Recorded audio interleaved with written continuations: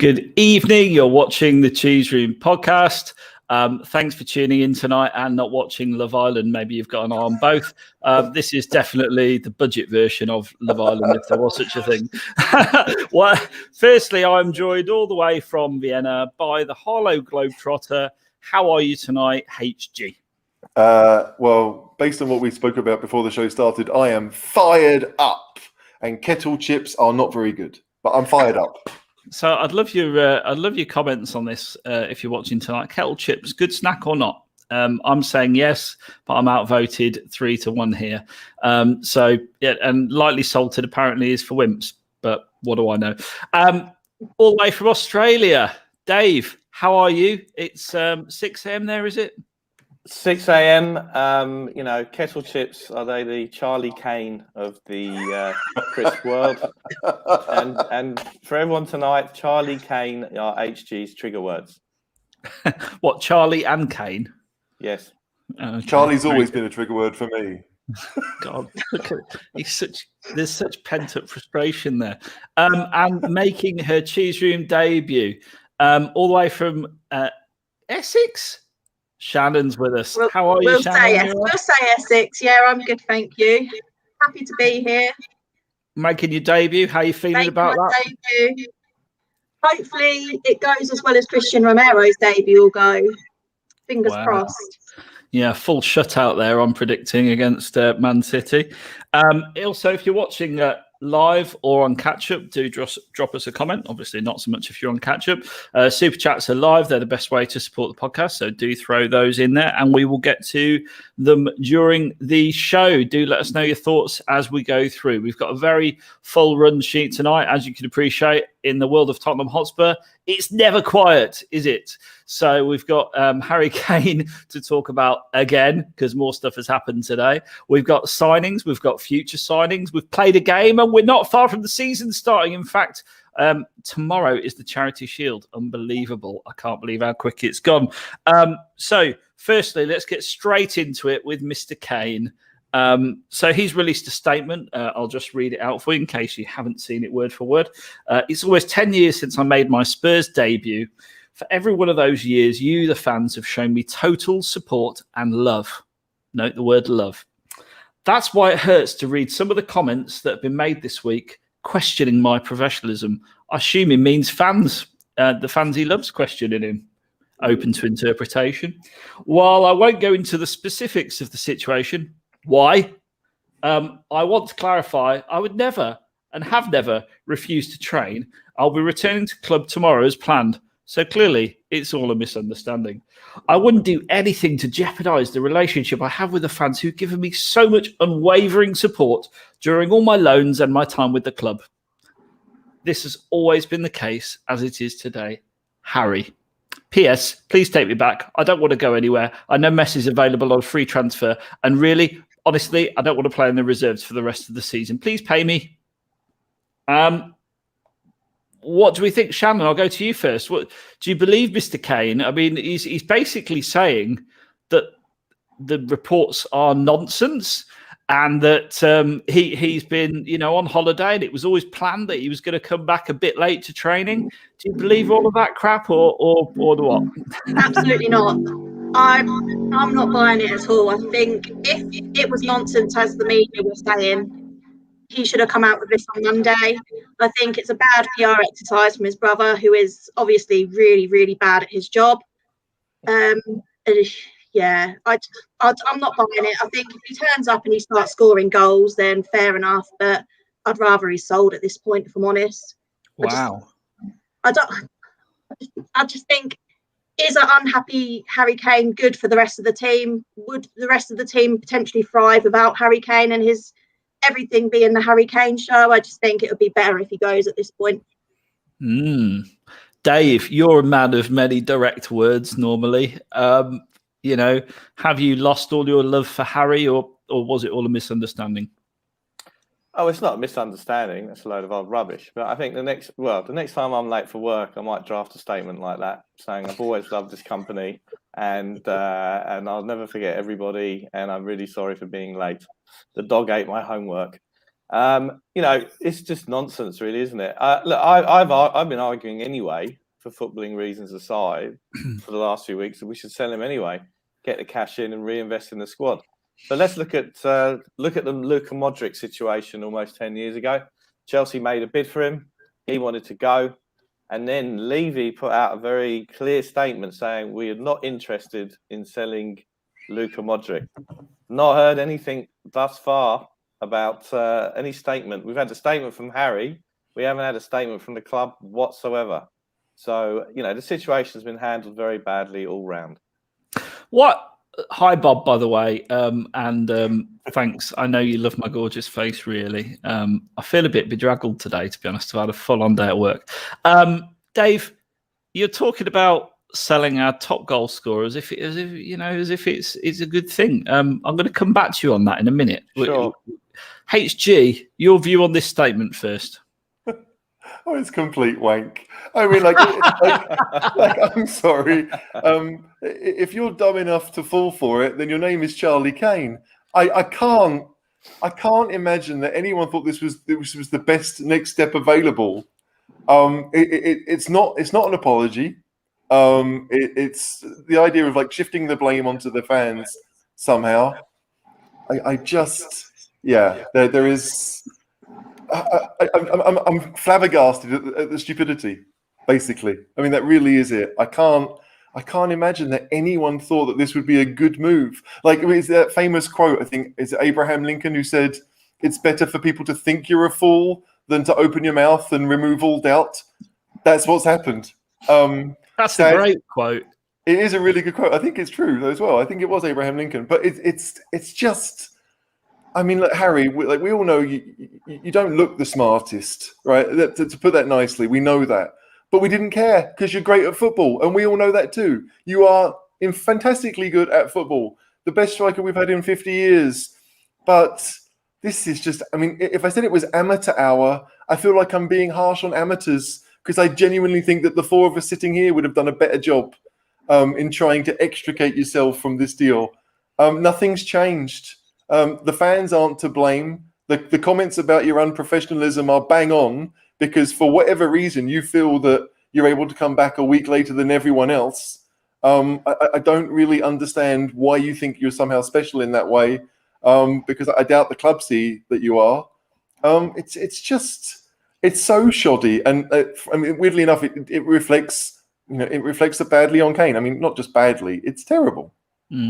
He's not done himself any favours. He's certainly not ingratiated himself towards anyone, has he? But I'd still keep him. I don't want to sell him because he is a really good striker. Okay. It just proves, sadly, that he is as thick as he looks. Yeah.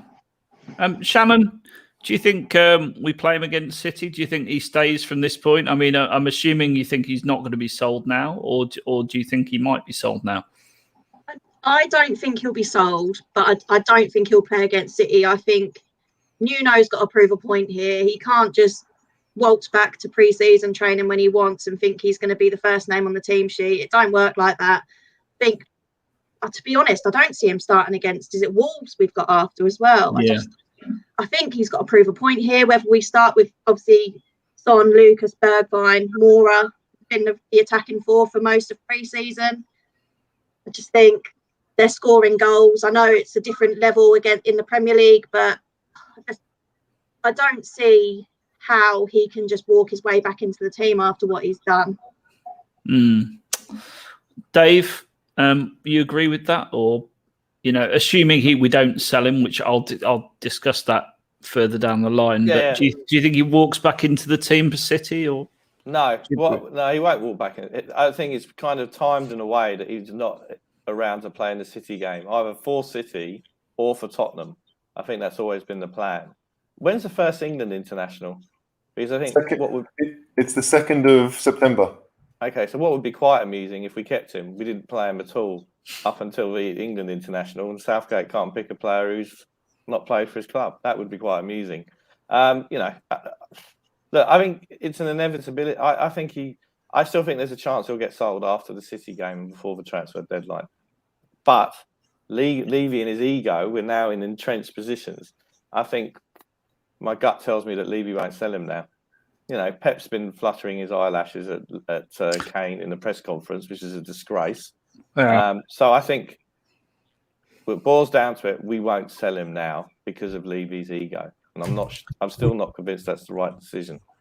I knew you'd find a way to make it Levy's fault, but I wasn't quite sure how you're going to do it. So I'm pleased we made our way into that straight away. HG, talking of Pep, what did you make of him talking so blatantly open? I mean, that was bordering on tapping up today, wasn't it? Well, I mean, tapping up, we all know the score. I don't think it really counts as tapping up when we all know it. It's like my mum saying, "Yeah, my son would like to be with Kate Upton." Everyone knows it. Look, Pep is doing what he thinks is right for Man City. Kane is doing what he thinks is right for Kane, and Levy's doing what he thinks is right for Spurs. I don't really have a problem with Pep coming out and saying that he wants Kane. Kane's the best striker in the league, but because he's the best striker in the league, you need to pay for him. And given the situation, given the fact that we will be making the best team even stronger, right? I mean, we're not. He's not just kind of keeping them at the same level. He's adding to what they already have. City can pay, and they'll have to pay through the nose because, we know Levy doesn't want to sell to English teams, and he only sells when he thinks he's getting a really good price. Yeah. I would hope he's learned from Kyle Walker that even then, that's not a good idea.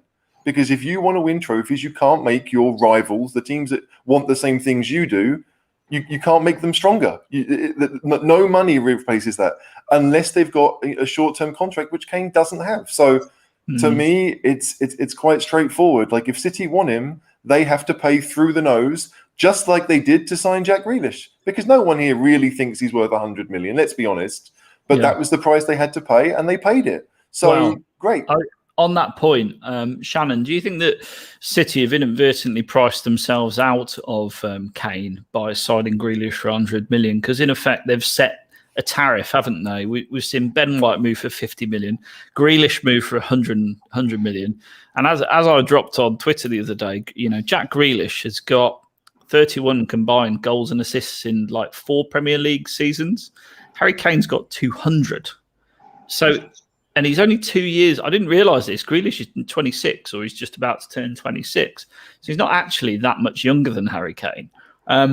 So if Grealish is 100 million and Ben White's 50 million, where does that pitch Harry Kane? And do you think that City will go that high?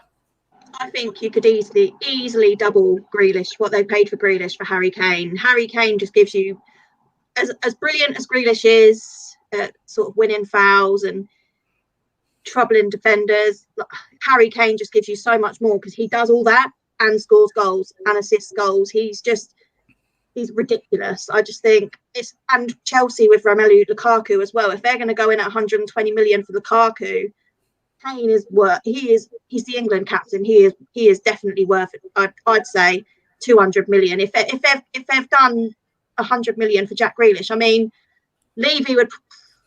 I know the figure 160 million was being thrown around, and 150 million for foreign clubs. I don't see City being able to afford anywhere near what Levy would demand from them, especially as, like you say, if we sell them Kane, we might as well just not turn up for the season. They're going to win everything. So, yes.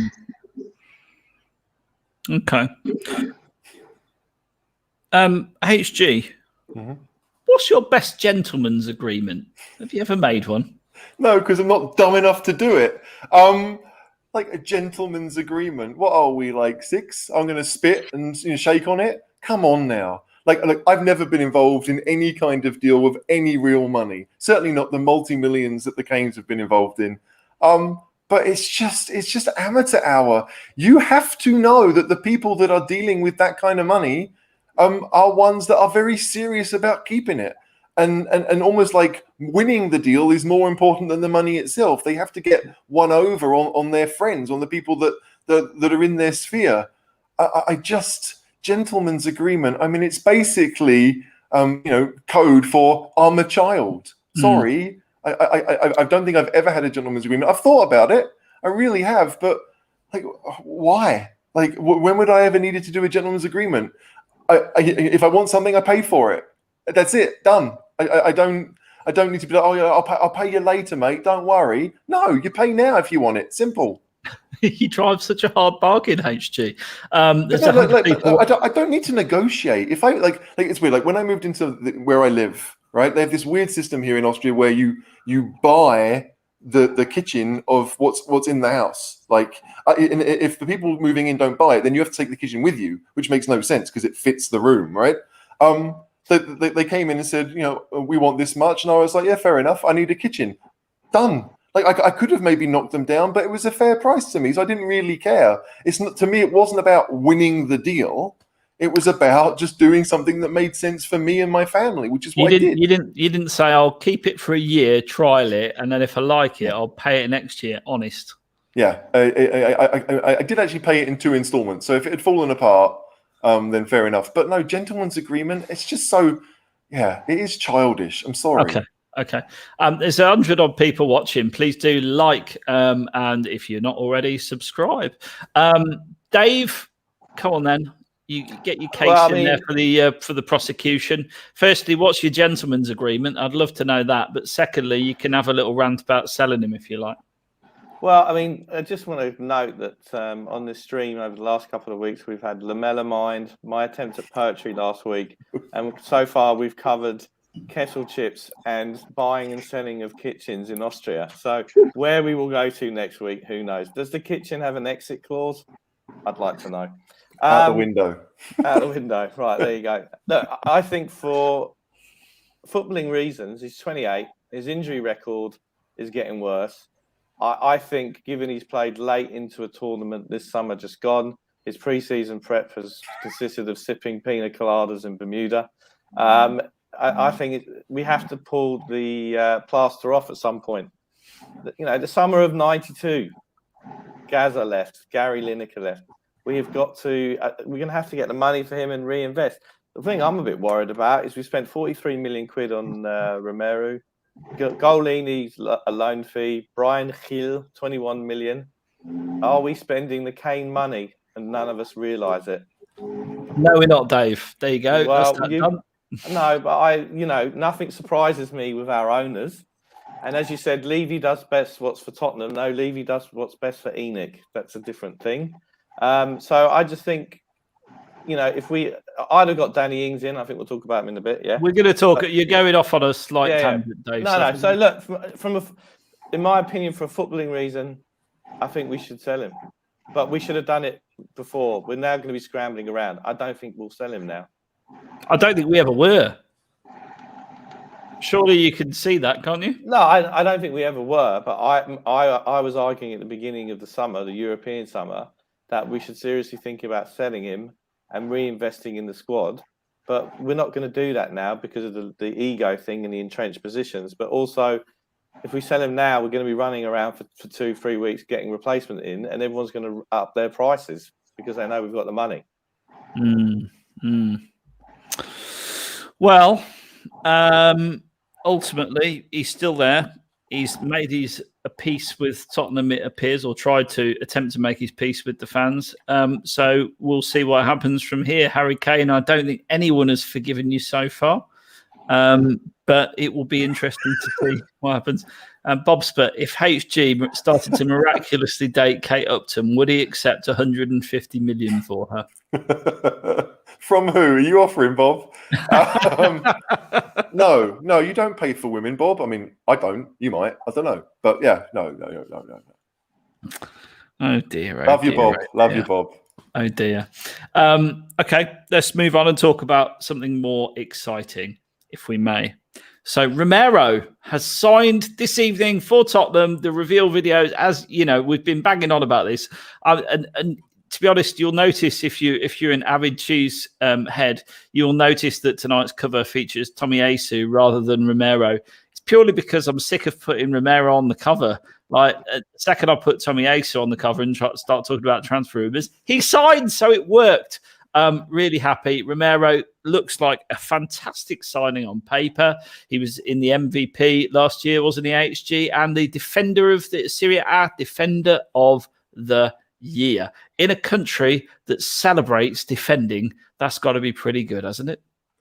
I think it's crazy that there are all these stories about how Messi was desperate for Romero to go to Barcelona, which we all thought, yeah, okay, that's a bit far-fetched. But it seems to be verified from various reporters that it was true, that Messi really did want Romero there. And I mean, Messi's been trying for years to win something with Argentina.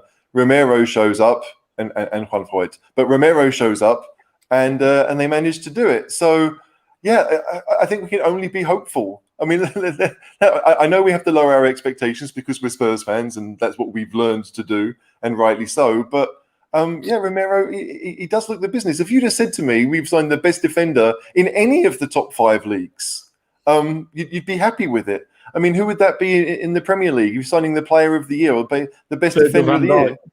Yeah, I mean, well, not last year because he was cropped, but in general, he's probably the best centre back, isn't he? Yeah, exactly. So, but I don't know. I think we just have to be positive about it. The fact that he wants to join Spurs, he wants to be part of the project. I hate that word. And he clearly trusts Paratici because he signed for him twice now. So I just think that, yeah, like we don't know what we have really. Let's be honest, but it looks like we've got a really good player, and he's really young, like 23. Only just turned 23. We could have him for a number of seasons before he gets annoyed and wants to do a Harry Kane move. There's 2 words, isn't there? There's project and moment, and I hate them both. Like everyone always talks about moments and all the rest of it. Shannon, excited about Romero? Do you think what are your thoughts on this? Do you know what? I think the best thing is obviously I know Dave's going to love this. We've just got rid of Lamela, and we seem to have another Argentinian that loves a cheeky yellow card.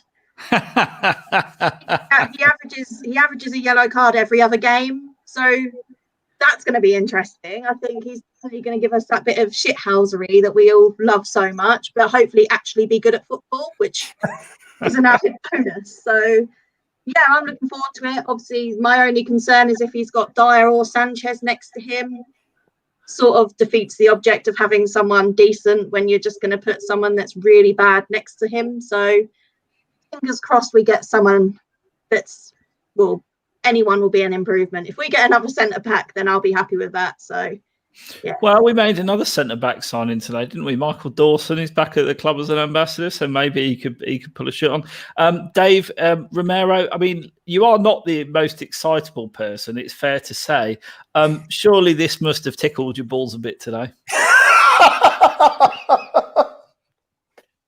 What a lovely expression. Look, he's a good signing. You're right there, Shannon.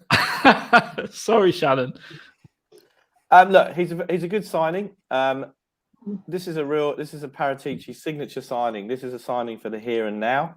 It partly addresses the issues that we've got in the defence. Few areas of concern because, hey, one is his disciplinary record, as Shannon said. 2, reading that Athletic article very quickly when I woke up this morning, he probably prefers playing more in a back 3. And I think a back 3 suits us much more. I hope that we're not putting all our eggs in one basket with him because we do need to sign another defender badly. So I think it's a good signing.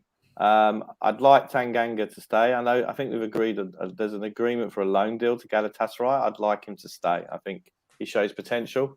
So it's all good. It's taken a long time to get this deal over the line. And the sooner we get him into training, maybe he can pick up Harry from the airport, the better. HG, is it a worry that we've not got anyone really super strong to play next to him, or is he just going to enhance the whole defence? Because if you think back, when Virgil van Dijk signed for Liverpool, and that's kind of the closest thing I compare it to, because it is a defender, hopefully, of that, that stature, that ability level. He just made everyone around him look better, didn't he, straight away? So do you think it's possible that he might just lift the defenders he's got around him, or have we still got a gaping hole at centre-back? Well, look, the defenders will be better. The defence will be better. I've no doubt about that. Who goes against, because if it was Dyer and Sanchez or Dyer and Rodon or Rodon and Sanchez, you stick Romero in there, you've got a better pairing. I believe that. But yeah, we definitely need more defenders. I think we're trying to shift Sanchez, and we may even be trying to shift a couple of others too. So, like if Tanganga has been okayed to go out on loan, then yeah, it's. I'm not going to say it's concerning, but we're looking to buy another 2 or maybe even 3 centre backs. That's not going to happen before game 1. So yeah, we may well do it before the end of August, but that if you wait until the end of August, you're basically saying that your season starts what, 1st of October, or maybe after the international break. So mid-September is when you've really got a chance. But those signings are probably going to be international, so you won't see them for those 2 weeks anyway. It's. I still believe that it makes more sense to sign as many players that you want now. Then there's no point doing 3 in this window and then another 2 in the next window. No, get the ones you want when you can get them. And if you want them now, then do it. And yeah, it might mean that we lose 6 weeks of the season, which would suck. But let's face it, the first 6 weeks of most seasons were usually pretty crap. So I don't know if it really changes too much. I just want, as Dave said, the back 3 suits what we have. Even if they are dodgy defenders, you put in a back 3, it gives everyone a bit more security. It means that Højbjerg and Ndombele don't have to worry so much, or shouldn't have to worry so much, because they'll have 3 defenders behind them.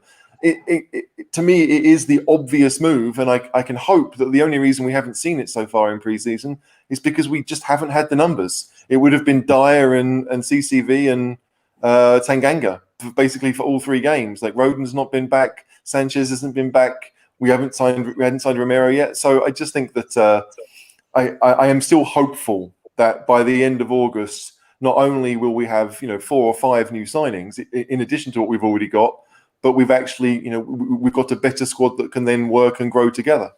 And just on that, who would you pair him with for Man City, assuming he plays? Well, I would play a 3, but if it was a 2, then I would play Dyer. 3, tell me your 3 then. My 3 would be Romero in the middle. It is tough. If Tomiyasu signs, well, Tomiyasu's been playing football for the last 3 weeks, so he would be fitter.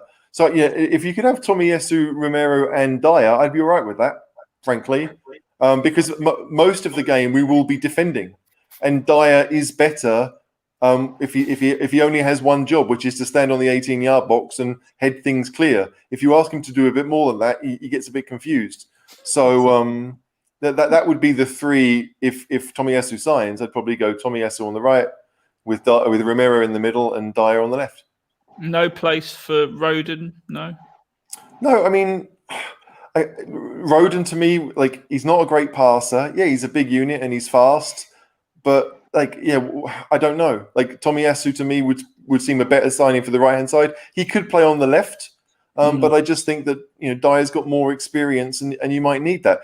Going forward, Rodon might well be even better than Dyer. I have no doubt about that.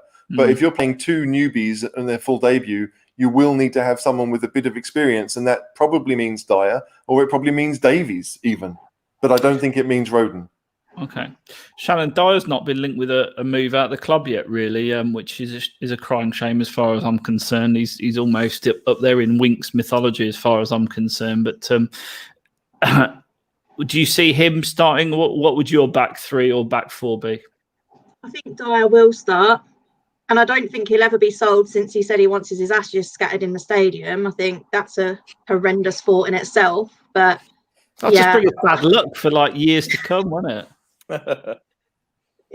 Yeah, I think I hope Romero will be okay to play. So I think it'll probably be Romero, Dyer, and then either one of Sanchez or Rodon, I reckon. I think Tomiyasu's got an ankle injury as well, hasn't he?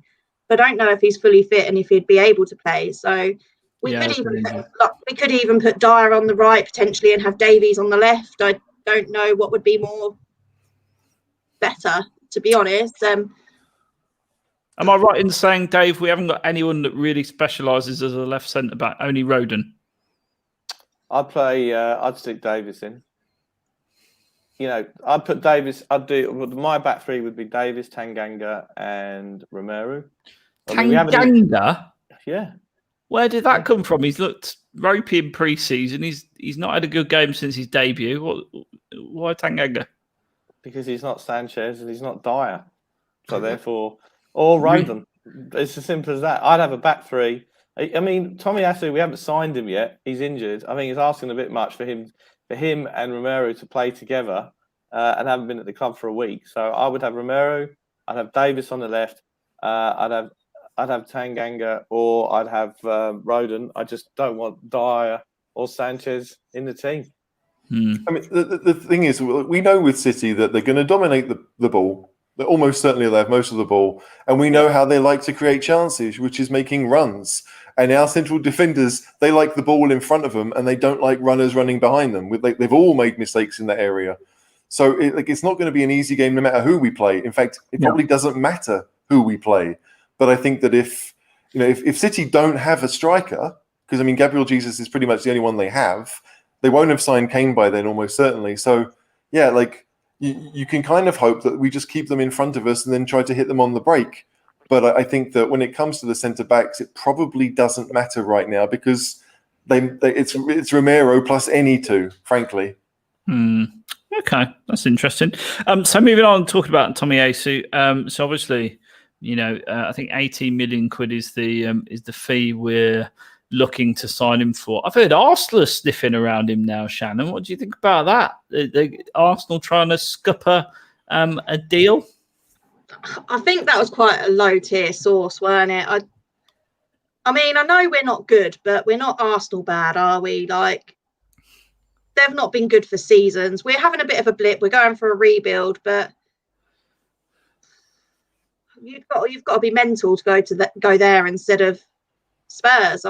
I know it's not a very high bar set by Spurs, but Arsenal are just... It's almost insulting if he goes there and doesn't come to us at the minute. I mean, I'd have understood it 5 years ago, but yeah, I don't see it happening. I think looking at Ali Gold, he's been speaking to Tomiyasu's camp, I think, or people around the deal, and he thinks it's going to happen. It's just going to be after the Olympics, which I think he'll be done sort of today, tomorrow. So he'll be flying back soon. Hopefully he'll be able to get something sorted next week. Yeah. So potentially that's the next deal then, Dave. We should be tying up another defender. That'd be nice, won't it? Another novelty of seeing a player and then writing him off within 5 minutes. Well, I hope he's double vaxxed and all the rest of it, because Romero gets around the quarantine rules, doesn't he? He just comes straight in. So, I mean, it's the way the world these days that you look at a player, his fitness, and has he been double vaxxed or not, and get him in. So, I think, I think if we get him in, that would be anything's an upgrade on Serge Aurier. So that's good. And obviously, Paratici knows him. This is, again, another test of Paratici. And I think he's also signing more than now. I think he would probably go into the team.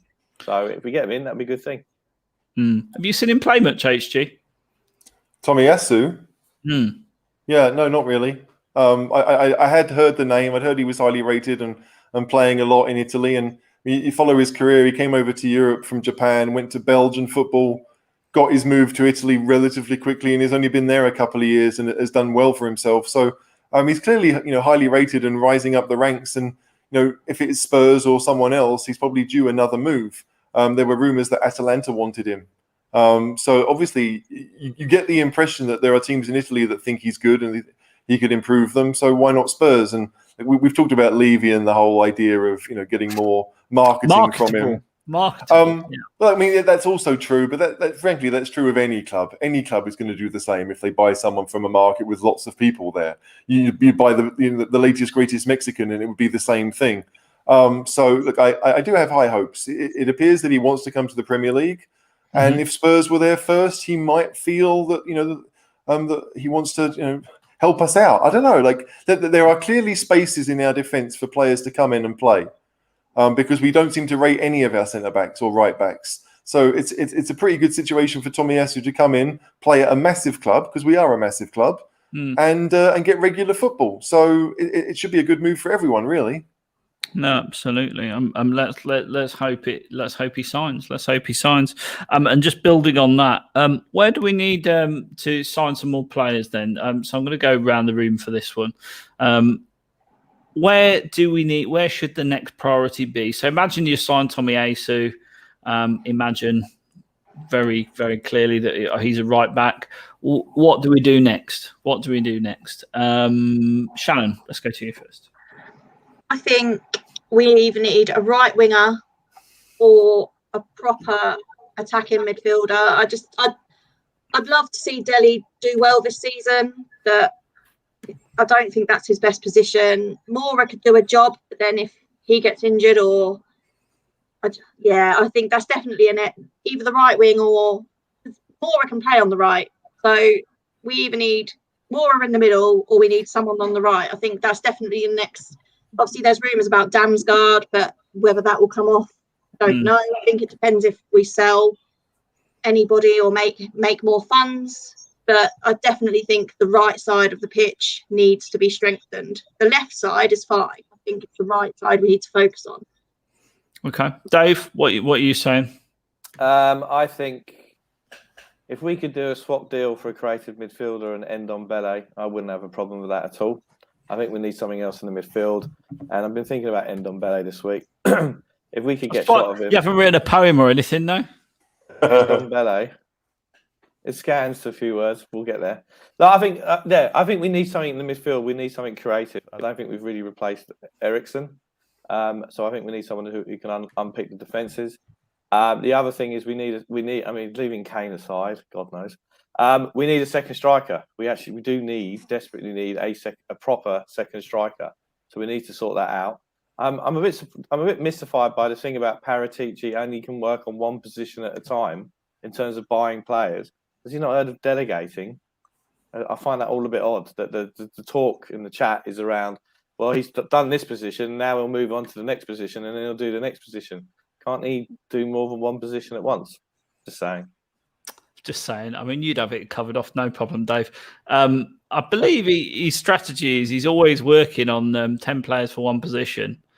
So he's probably quite a busy boy, let's be honest. HG, you can go next, mate. There's a few comments coming in, so I don't know if you want to touch on any of those. I definitely want to talk about this one because it seems here that Tomiyasu did play today, so he can't be injured. If he didn't play well, then maybe the injury is a reason why. But Japan lost the bronze medal game, and Tomiyasu played. So I've seen a few comments about him maybe needing to quarantine. I don't know what the situation is between the UK and Japan. Probably not good. Let's face it.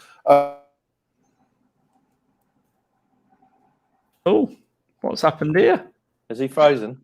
He's lost for words, which, to be honest, is a beautiful thing. I almost want to. So he's back. Oh, he's back. Damn. I'll stop taking the piss now. HG, can you hear me? Yes, I can hear you. Yeah. Sorry, you all left me. I don't know what happened. Yeah.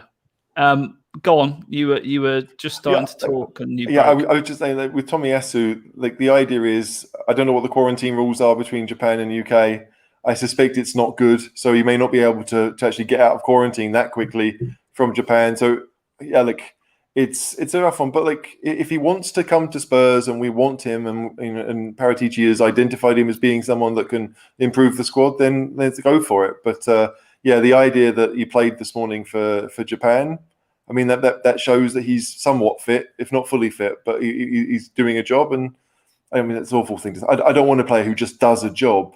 But we've been linked for him for most of the summer, and you'd like to think there's some truth behind that, right? And that's the one that's stuck around. It's not the odd things here or there where people are putting two and two together and trying to make something that makes sense. This appears to be something that Spurs might want, that the player might want, and I wouldn't be surprised if it happened. Long story short, the rules are with Japan. I've just checked. Japan's on the amber list, so that basically means if you're double jabbed, you can skip quarantine with testing. So it very much depends on whether he's double jabbed or not. Which I don't know, and I'm not sure anyone watching would know either. But if you do know, drop us a comment. So HG, who do we see us signing next? Then let's talk about striking options. Because that's a player we definitely need a striker, don't we? I think that's definitely a priority. Who do you see coming in? The only striker I feel like we've been linked with all summer is Vlahovic. I don't really remember us seeing us linked with anyone else. Now that might be because he's in Italy and Paratici's worked there, so he knows him. I saw rumours that Vlahovic signed a new contract this week. I think it's on the table. The table. 70 million release clause, euros. Exactly. And Spurs may well be forced to pay it. There are rumours that Inter will want him if they sell Lukaku, and I think Lukaku will go to Chelsea. I don't know where the second striker is going to be. I'd be surprised if it was Vlahovic, to be honest. I really would. So, yeah, it's up in the air. I mean, I think there are strikers around Europe that would love to come and play for a team like Spurs. But yeah, like if Kane's sticking around, then are you going to play? Is it going to be anyone who's young? Probably not. It may well be someone who's 29, 30 and gets a chance to play in the Premier League. I know that we've been linked with, is it Weghorst, the Dutch striker? He's said plenty of times over the years that he wants to play in the Premier League, but he's got Champions League football with Wolfsburg and he's 29, so he may not want to go anyway. Well, thank you, Toxic Headshot. There you go. If Vlahovic, if we were in talks with Vlahovic, I could see it happening. That's what Spurs have done successfully over the years, is look at young players and try to sign them.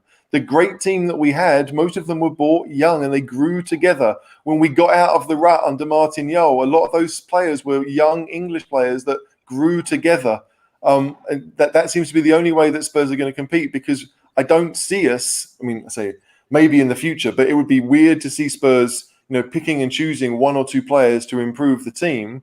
We've only got good when we've basically restarted and created a whole new team. So if Vlahovic is interested in Spurs, which he may well be, then great. But outside of him, you're looking at strikers at big clubs who can't get game time. Tammy Abraham, Anthony Martial. That's where you're looking. I don't see anyone else up and coming that makes you think, yes, I really want him at Spurs. Yeah. I just think last minute Mendes client for striker option. Yeah, probably. Danny Ings this week was one of the players that's been gobbled up by Aston Villa, presumably using some of their swelled transfer funds from the Jack Grealish money. Rumour has it, it's not disclosed three, but apparently 30 million quid and £150,000 a week. I've just got to pop off for 2 minutes, but I'm going to leave you all, if we can go round the room, starting with you, Shannon. 30 million and 150k a week. Would you have paid that to see Danny Ings in a Tottenham shirt? Villa are doing bits, I think, this summer. I think we definitely should have gone for that. If that's what we could have got him for, I'd like to think we've got more of a pull than Villa still. I can't. He would have been the perfect option. We know he's proven in the Premier League. He scores goals. Yeah, I can't believe it. I can't believe how quiet they kept it. Literally, no one knew about it until it was announced. Wish we could do business like that sometimes, but I suspect, Shannon, I suspect that Villa that Southampton basically said, if we're going to sell him this summer, we want 30 million, right? Yeah. And so everyone kind of knew that was the situation, and clubs like Spurs might have been thinking, well, we'll wait a bit and see if we can knock it down. And the 150k a week might have been Ings's, point of saying, okay, if you offer me that, then I'll go. The thing with Villa is that they did have the money to spend. The Villa chairman came out and gave that 8-minute video about what Villa had done with Grealish and why, and they'd signed Buendia and Leon Bailey and Ings to recreate what Grealish had done. And let's face it, those three players should do more than recreate what Grealish did. So it's rough, because I think most of us think that Ings is probably worth that fee, even at 29, because it's a 3-year contract, and knowing Spurs, we'd be looking to shift him after 2. It's I think it's a good deal for Villa, but we all know what Levy's like, and I'm sure Dave will tell us again, but it's not a deal that Levy likes doing. Would you agree with that, Dave? It's not a deal that Levy likes doing. Then why did he give Sissoko a 3-year contract at the age of 30, 31 and pay him what? I think he's on over 100 grand a week. So that's Levy logic there. So yeah, but I mean, do you not think that was down to Pochettino? Yeah, well, but Levy. Okay, it's down to Pochettino, but in Pochettino's book Brave New World, which I've got over there, I don't know why I'm pointing that way. He didn't want Sissoko. Poch didn't want Sissoko. It took him 2 years to get him up to a standard. So Sissoko's best year was the season we got to the Champions League final. That was his best year. Well, till the final, Dave. Till the final. Till he gets the ball on his armpit. Yeah, there you go. But the fact of the matter is that Pochettino didn't want Sissoko, and we were in for Wijnaldum but we wanted to pay 30 million quid over 5 instalments, 6 million quid a year. That's what Levy's footballing criteria is. Why concern about the players that we're bringing in at the moment? None of them have got Premier League experience. And we've been down that road before when we've brought in a lot of players with no Premier League experience. They've either done well or we've got rid of them quite quickly. Danny Ings, it was 25 to 30 million quid, 150 grand a year. We were a week. Sorry, we were talking about the Telegraph were reporting that we were interested in Ings because we wanted to play him up top with Kane. And obviously, if Kane got injured or Ings got injured, then one of them could play. He's an established player. He's got goals in the Premier League. Yeah, he has got a dodgy injury record, but so's Kane. And then you've got Son up there who can play striker as well. We should have brought him in, but we didn't. And I think Villa have done good business. And the video that Christian Perslow did. Let's talk about that. I thought it was an excellent video. And it was nice to see an owner of a club talk intelligently about football. It was nice to see the owner of a club saying, this is the situation. He had a £100 million release clause. We've been working all summer to get players in who do the job that he does, 3 or 4 different players, and looking at his stats. And he was transparent. He was clear to the supporters. I thought it was a breath of fresh air. So has Christian Perslow got a break clause so we can get him in at Tottenham? I've got to be honest with you. I could comment on that video, but I fell asleep after about 2 minutes. It was that boring. So, I nothing to add on it. I think it was, I looked online and all I saw was a masturbation fest over this statement from the Levy outers, basically said, I wish my chairman was like that. What, sold your best player? Brilliant. Levy didn't put a release clause in Kane's contract. So who's the clever one? Sorry. No, hang on a second. Sorry. I'll come back on that. So I like the fact that you had a chairman who talks intelligently about football. Boringly. Boringly. He's not.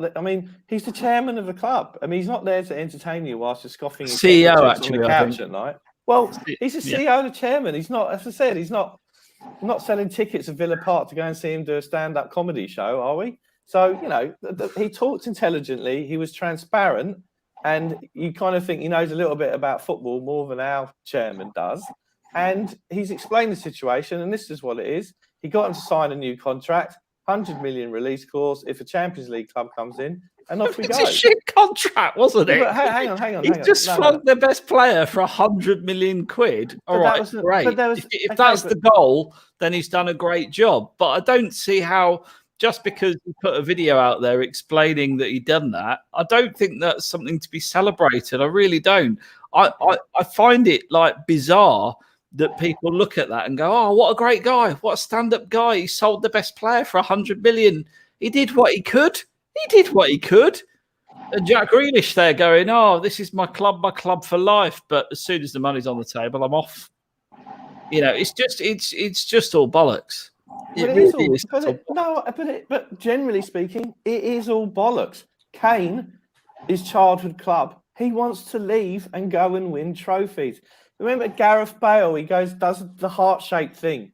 He'll never leave us. He loves the fans. No, he won't. He's off. They all go. This is the career. It's a sport, a top. Well, no, but they don't, Dave. That's the point because they signed a 6-year deal. That's because Harry Kane and Charlie Kane haven't got it all upstairs, have they? Let's be honest. Kane's always said, if Spurs don't match my ambitions, then I'd look to leave. Fair enough, he signed the contract when we were good at football and in the Champions League. But surely he must have predicted after not buying a single player for, 500 and odd days, that we were going to end up not very good at football and playing Conference League. He's just not done himself any favours. At least Jack Grealish was smart and has a proper agent and got that put in there. Kane had a buyout clause; he'd be gone now. So 100%, but he didn't. Look, the reality is, I'm really happy that Jack Grealish has got his way and that Villa have sold their best player. Have they strengthened the team using the Jack Grealish money? Time will tell. They certainly don't look like they've bought badly, but we won't know until it all goes together. If you look at the stats last season for Aston Villa, I think they had a win ratio of like 25% when Jack Grealish wasn't in the team, going up to something like 53% when he was. So you are replacing literally half your wins by replacing Jack Grealish. So we'll see how it pans out. But I don't think the chairman should be celebrated for selling their best player. I really don't. I think that's just wrong. But whatever. We move on. We will see, won't we? We'll see if Villa finishes above us in the league this year. Well, let's hope not for all our sakes, Dave. I hope not as well. But as I said, if the video didn't entertain you, his job in life is not to entertain the general public. No, it's to entertain the fans, isn't it? At the football stadium with fantastic football and winning football, which he stands a lot less chance of doing without his star player. So he's basically made a load of little kids cry as well. Let's face it. Yeah, exactly. He's a bully. Just crying into a brand new Jack Grealish Aston Villa shirt. What are we going to do now? I see the Villa Club Shop have done refunds for anyone or exchanges, I should say. Not refunds. There's no refunds in life, but they have done exchanges. You can't choose who you have on the back of your shirt. You have to have Buendia, who is Jack Grealish's replacement. It's a bit of a kick in the balls, especially as he's not really proven in the Premier League. Well, and that just pays to Dave's other point, but because it suits the narrative, Dave's on it. Hang on a second. When we have this discussion, we're all suiting our own narratives. That's the whole point of having. Well, no, I have no narrative where Levy's concerned. I think he's done a shocking job on the football side of things, but I don't think that the Aston Villa chairman should be particularly celebrated for putting out a really monotone statement about how he was incompetent with renegotiating Jack Grealish's contract and ended up selling his best player and therefore weakening the side. I don't see that as a point of celebration whatsoever. And I'm surprised that so many people on Twitter feel that it's unbelievable. HG, sorry. That's all right. The thing with Purslow is that he admitted that he didn't think anyone would pay 100 million for him. That's why the release clause was that high. It was kind of I'm going to set it so high that no one's ever going to pay it. Well, it's even more stupid then, isn't it, really? Yeah, I mean, this is it. I guess obviously he's protected Villa because it is a fantastic amount of money. And they have, I think we all probably think that they've done very well with that money. They've signed players, good players. Buendia may have got relegated with Norwich, but he was a pretty good player, and his stats, if you believe in those newfangled stats, were pretty good. Leon Bailey, again, it's a young guy from a foreign league, but he's played in England before, just at youth level. He's been all over. He hasn't had the best reputation in German football. I think he played in Slovakia for a bit. I mean, he's basically followed the money from day one, but he seems to have matured a bit, and Villa might be a great place for him to go. If you can have Buendia, Bailey, and I think they're looking at signing Cantwell as well right now. Those three behind Danny Ings or Ollie Watkins is a pretty good and pretty young front line. So Purslow is not Mr. Charisma by any means. He was reading that statement like someone who's never read anything out loud before in his life. Which, by the way, for a CEO is pretty pathetic. But yeah. So I just feel that, I mean, Christian Purslow is probably the type of guy who likes his kettle chips lightly salted, I would say. You went there. Unbelievable. So the key takeaways from tonight, that if you're renting somewhere in Austria, you need to buy the kitchen. And if you are the CEO of a football club, when you do a statement, you need to have 3D graphics and Jean-Michel music. No, I didn't say that. Dave, did I say that? What I expect the CEO of a major business to have an engaging, presentation style. The same just like Levy does. To be fair, at least when Levy, the all or nothing, he wasn't boring, was he? His entertainment, and not for good reasons. Comedy value. He's entertaining. You've got to give him that. It's never boring. Being a Spurs fan is never boring. So the bit that I love the best, and this is why I think Levy is a complete twat, is where he went, Harry Winks, what a player he's become. No. My favourite was the Ndombele motivational talk when he got him in, and the translator. And he said to Ndombele, Yeah, it the was school good, told me I'd amount to nothing.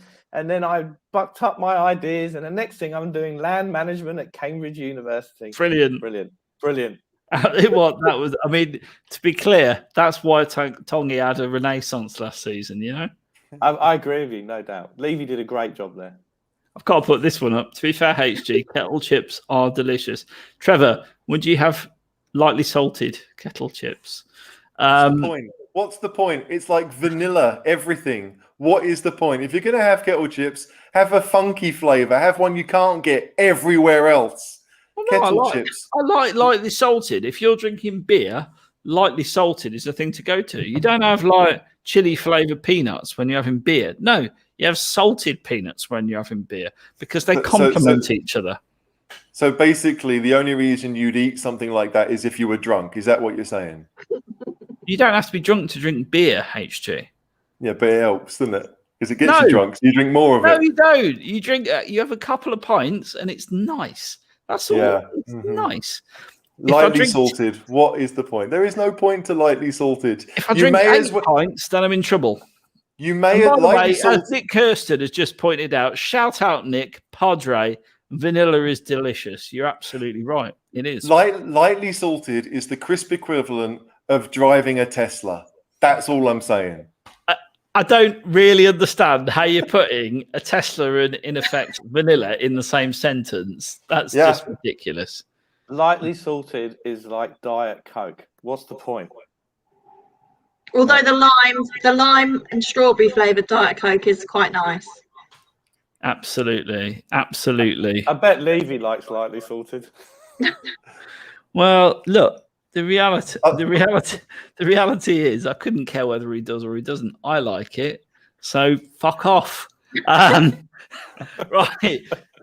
Chelsea. Let's talk about the Chelsea game. So, Shannon, I think you're the only one of the three of us that watched this chapter and verse. I caught a bit of it. HG saw the highlights and Dave CBA. So, what I gather from it, first half, absolutely chasing shadows, which is when Chelsea had a decent team out and we were really bad. Yeah. Talk us through it. We had a few promising moments early on. I think Son missed a sitter. We should have been 1-0 up.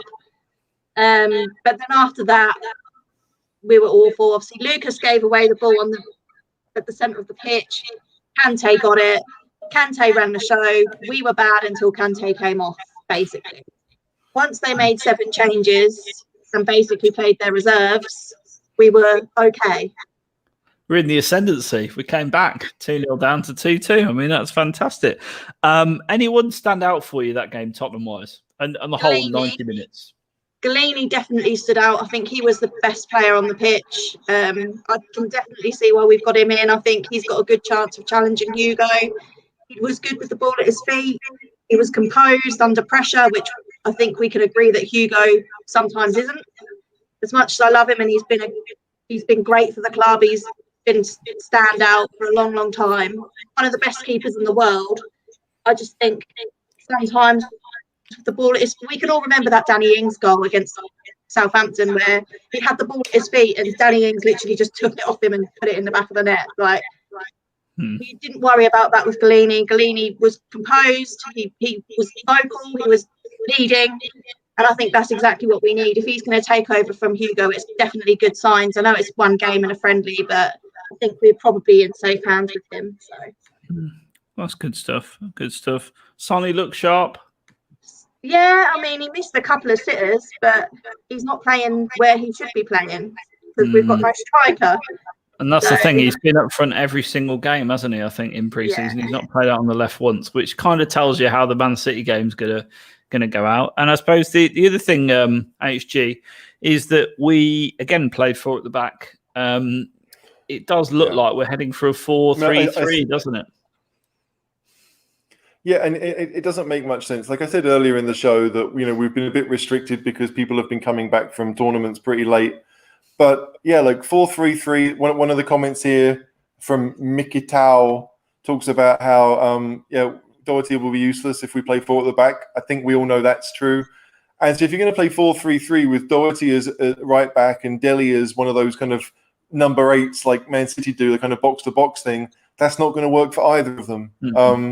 So yeah, we have midfielders that can play that 4-3-3. I believe that, but yeah, defensively in back areas, like I still think in the back four, Aurier is the best one we have, and none of us want to be saying that at any point over the next month. Let alone we've done it for the last 2 years really. It's still weird. So I hope and pray that we do have things sorted, because as Dave said earlier, like if we are going position by position, then perhaps right back is where we should be going next. Really, we've got lots of centre backs. Even with Kane and Son around, we've got options. It's Tomiyasu to a degree, possibly. isn't it? Yeah, possibly. But I think Tomiyasu seems to prefer playing as a centre back. I know he can play right back, but I don't know. It seems a bit odd to pick someone who can do a bit of both when you want a specialist. And from what I've seen, Tomiyasu, and I have seen a few highlights, but what I've seen is he's not an attacking fullback. He's not one to take people on down the wing and try and get crosses in. He's very much defense first, which is not a bad thing. It's just indicating the type of player he is. But yeah, 4-3-3. As much as I like it at times, I don't think it's the best use of our squad right now. No, it doesn't seem to suit us very well. Is what I'm saying. Dave, Winks apparently won't go, but he played well. He just won't go. I think what's that? We haven't heard many rumours about a replacement right back. That's the oldest things or something. Yeah, I think Tomiyasu's that man, if I'm being really honest. I think that's where we intend to play him. But Winks apparently had a decent game, Dave. How much does that disappoint you? Well, I mean, I saw 2 minutes highlights on Instagram, which is the preparation I made on it. I mean, Goalini made a couple of good saves in my 2 minute thing I looked at. And generally, Goalini looks like a bit of a laugh. So I think we could be in store for a lot of laughs this season. Unlike with Christian Perslow, of course, who's not entertaining. So I think that we need to look. I think Winks. The situation with Winks is if we get someone in the midfield, then that could free up to get rid of Winks, even if to send him out on loan somewhere. So maybe somewhere, Everton, Newcastle, someone like that, Southampton, they could take him, and that would make you very happy. Caller, who would you, if Winks goes, who would be your next bête noire in the squad? We need to know this. You could take your pick. So for me, if I was shifting players right out now, Sissoko would probably actually be higher up the priority list for me than Winks. Although I joke about Winks, he's a better player than Sissoko. I'll be really honest. He offers more than Sissoko. So those two absolutely for starters. And then let's talk about fullbacks. Aurier, got to go. Doherty ideally would go. Centre backs, Sanchez, got to go. Dyer, got to go. So Davis, not really a fan. So there's shitloads of wood to cut. That's what I would say. Absolutely shitloads. Whether it's midfielders or defenders, I'm quite happy. I would quite happily replace 6 or 7 of the first team. That's the problem. But I'm a realist, and I kind of understand that that's not going to happen in one window. And I think what I've been sort of talking about on Twitter today is it's going to take more than one window to sort this mess out. We've got into this over a longer period of time, haven't we? This goes back to Poch. This isn't just about the malaise under Mourinho. This a lot of this happened under Pochettino. All signed by Poch, yeah. Very true. All signed by Steve Hitchin, right? So not necessarily Pochettino.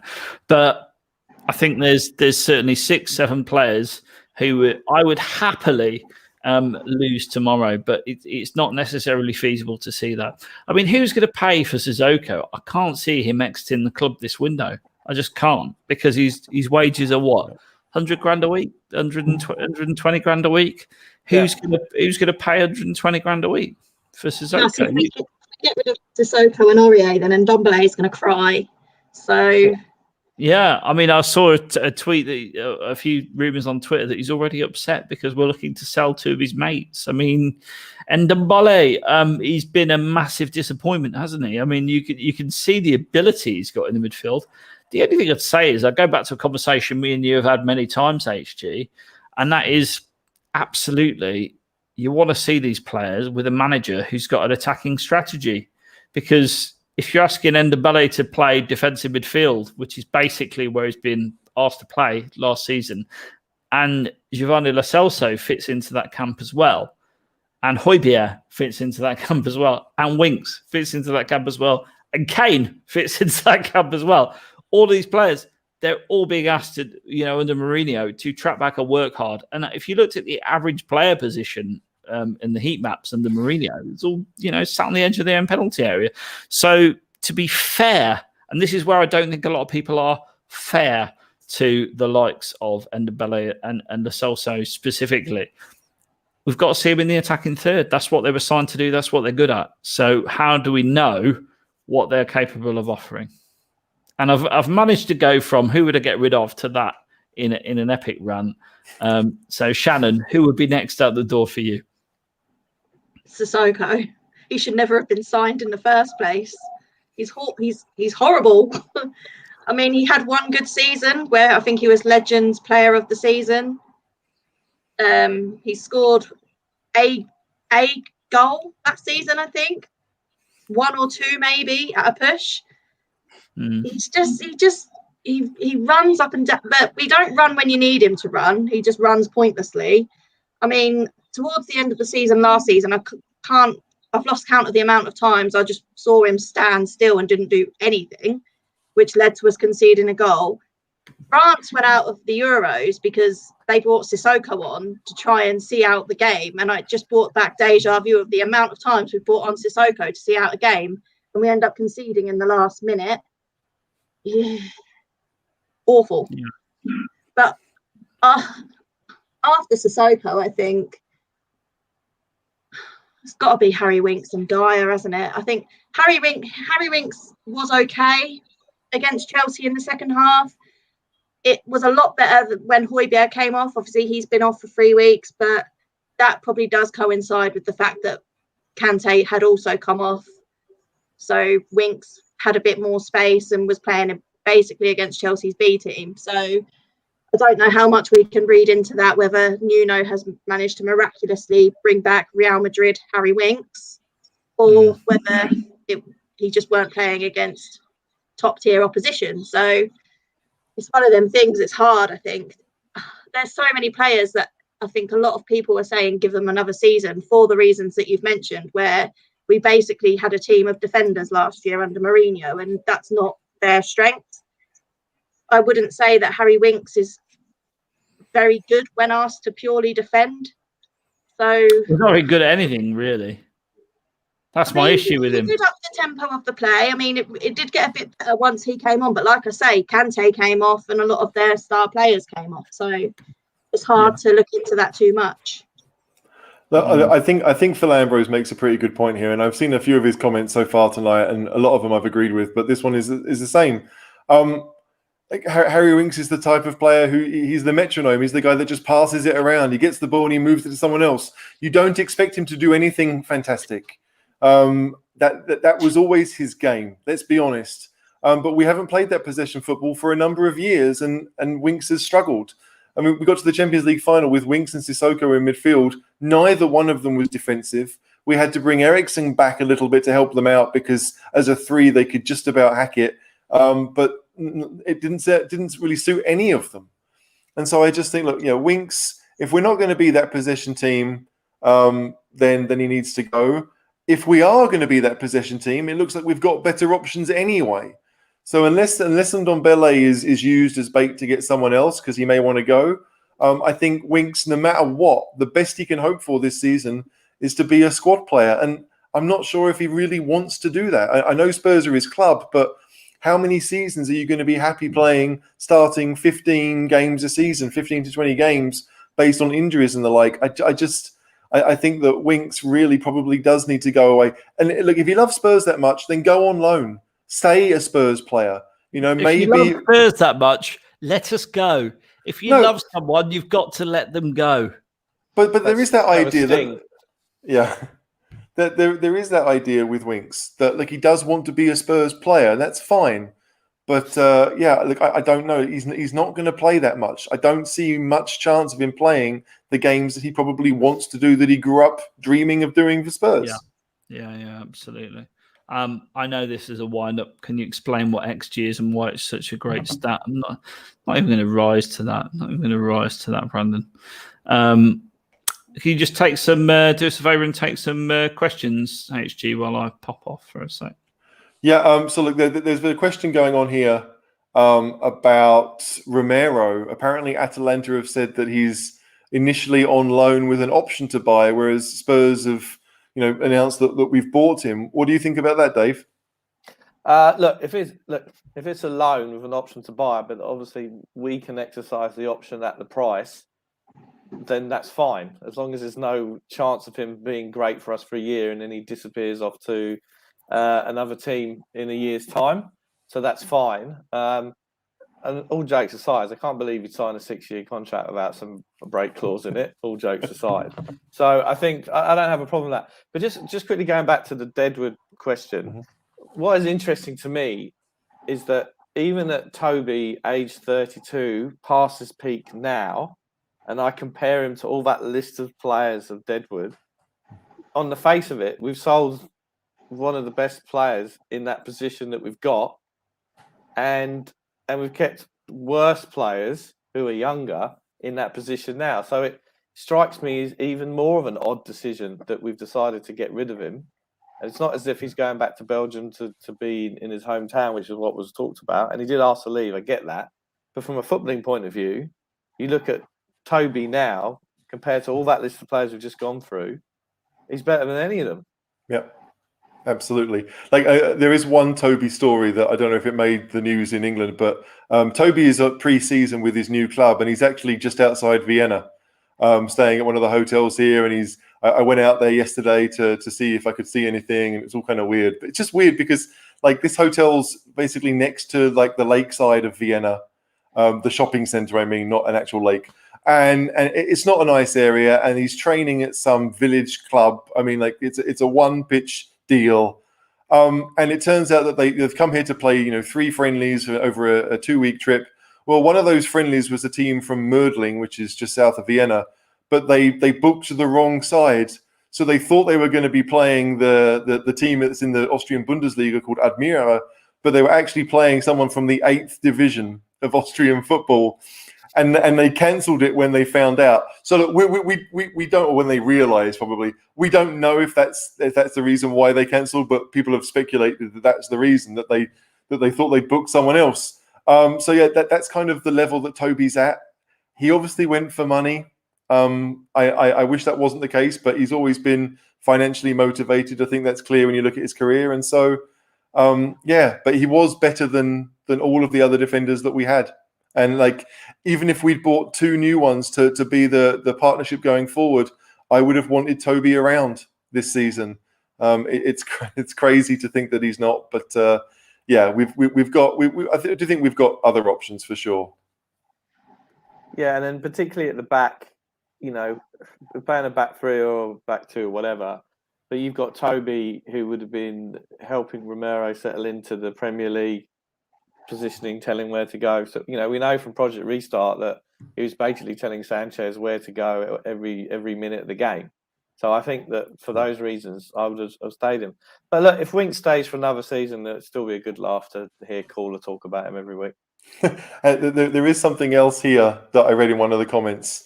Look, if we have signed him on loan, possibly this is Levy being smart, understanding that we don't have the revenue coming in, and after one more year, if the stadium stays open the whole year and the revenue comes in, then he can afford to do it. Or even if it's an obligation to buy, that we will have more money in the accounts next year, and therefore we can do it. Whereas right now we possibly can't.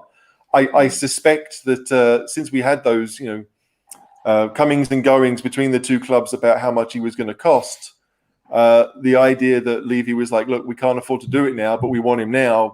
What's the money you would take for that to happen?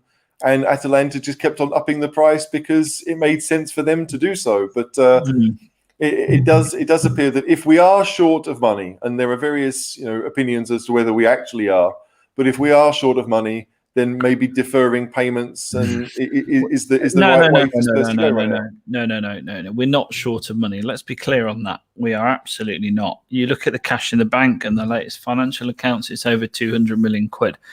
We've got £1 billion worth of liabilities. It's not a money thing. It's a let's be smart about this thing. Why would you do a deal where it's all cash up front when you could defer it? And even better if you could loan it and make it linked to performance. It makes perfect sense. The only issue is does that stop you attracting the top talent? But in this case, he is the top talent and he's signed. So clearly it's sufficient, isn't it?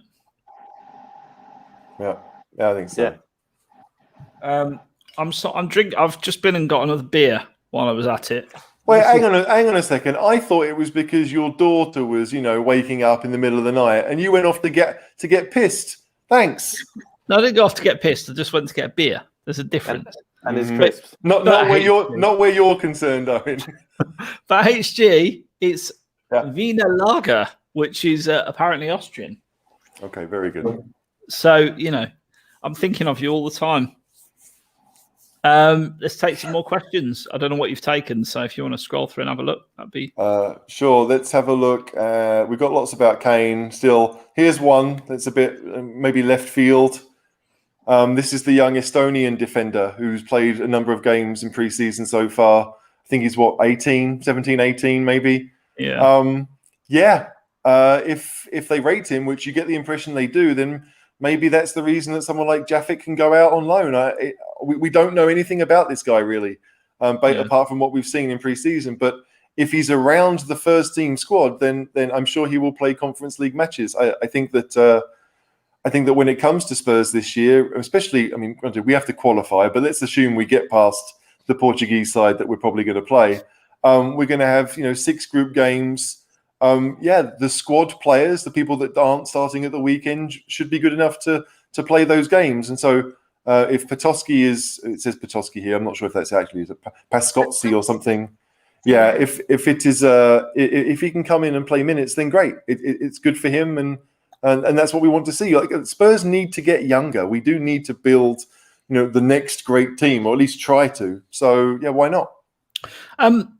This one for me, I've seen this come up in the chat. Oh, sorry. I don't know whether. Oh, there we go. That's what I wanted. Sirkin, HG, I'm going to come to you first on this. I will ask you the opinion of the other guys, but I know that you really, really rated this guy. And I say rated because it does look like he might well be on the way. Rumour has it he won't sign a new contract. Jose loved him. He looks like he's on the way. Are you disappointed about that? Yeah. Again, he's never played for Spurs. He never played in the first team at any point. But when I did watch him play, I rated him. I thought that he would come up and be, actually a left back for Spurs. I didn't assume we were going to go 3 at the back, but I thought he could play left back and be solid. He's still young. I think he's only 18 still. So it's not as if I expected him to be in the team this season, next season. But he's never been on loan anywhere, which surprised me. And when Mourinho had him, I think he was on the bench when I went to the new stadium, the only time that night. I was surprised he didn't go on loan last season. I thought he would do. I assumed he was injured for a chunk of it. Enormous thighs. Roberto Carlos-esque. But I just think that it's probably a good deal for Sunderland, and Sunderland are a massive side in that league. But it's a surprise. I don't think even if I don't know what his contract situation was like, but it seems odd that what he had to do to get league football was to just leave Spurs. That seems just bad business. But I hope he does well. I think he lost his dad relatively recently. So he maybe just wants to focus on the football, and good luck to him. But it's a strange one because he was really highly rated. Anyone else got an opinion on Sirkin? Either of you seen him play? I've heard he's been high, he's highly rated by HG and Mourinho. By HG and Mourinho, the natural bedfellows that they are. And but the thing is that Sessegnon, we paid 25 million quid for Sessegnon. He's back in this season. You've got Reguilon as well. So Sirkin's obviously taken a view. I'm not going to get anywhere near the first team, and and that's what he's decided to do. So good luck to him. Hopefully, it's not a decision that will come back to haunt us in years to come. 240 odd people watching. Please do smash a like while you're here, subscribe, and do share. Drop us a super chat in as well if you're going to guarantee your comment being read. But having said that, we are working through a load of these tonight. Josh says, I think Dane Scarlett needs a loan to a championship squad. If he develops the way we expect him to, there is nothing stopping him from being the answer to Harry Kane leaving. Are we impressed with Dane Scarlett? Shannon? I think he's impressive, but I don't think he's anywhere near a Harry Kane replacement yet. I think he needs to be in and around the first team, which obviously he is. I think he'll get a chance in the Europa Conference League this year. And then I think he'll probably end up going out on a couple of loans, playing physical football week in, week out, because he's not going to play week in, week out Spurs yet. And then hopefully he'll be another brilliant academy product like Kane has been, but I don't see him being the Kane replacement as quickly as we clearly need him to be. So, well, it depends, I suppose. If Kane stays around for the remaining 3 years of his contract, there's a good chance, isn't there? I mean, part of me could imagine Levy just saying, "No, you're staying, and we'll let you go for free when you're 31." But the other part of me is like, Levy will want to cash in at some point, because Harry has cost us nothing and he's going to want to make a profit, because this is Daniel Levy we're talking about. So I can imagine Kane will probably go next year. Yeah. If we don't get Champions League football, Kane will go next year, because he's going to be pissed off. Levy's going to want some money and he's going to need money to replace him. So, yeah, I don't think Dane Scarlett's going to be ready anywhere near as quickly as we need him to be. HG, are you impressed with the boy Scarlett? Yes, for a 17-year-old. He's only just turned 17. I say that, it was March, but like he's not even 17 and a half. He's had 10 minutes total for Spurs. I think that we are hoping far too much and projecting something that is unlikely to happen. There are other young strikers around Europe. Someone like Alexander Isak was playing really well in the Swedish league at 17. Had a couple that went to Dortmund and kind of stopped for a couple of years because he just wasn't getting the game time. And now you see him playing, at the level that maybe people expected when he was 17 or 18. I just think that for a kid, he's a kid. I mean, he may not even have his driving license. Do you know what I mean? Like I think that for a club the size of Spurs to have Scarlett, even as third choice, is pushing it. I think that we need to let him focus on getting better as a player. And if that's in our own academy system, or if that's going on loan somewhere else, but yeah, I find it tough to believe that he's so good that we are willing to have him be second fiddle or third fiddle. I can't see it. Right, Connor Cody would be a great signing. So, hi Tom, thanks for your comment. And if you're new to the show, do please like, subscribe, and share. And 250 people watching. If you all smashed a like, we'd have 500 on by the time we finish this. So stop what you're doing and smash that like button now, please. Guys, I'm going to go to you, Shannon. Connor Cody, what are your thoughts? Would he be a good pairing for Romero this season? Do you think that's a good opportunity? I think he's a leader. I think we need a leader at the back, especially with Romero. Obviously, I don't think he speaks English, does he?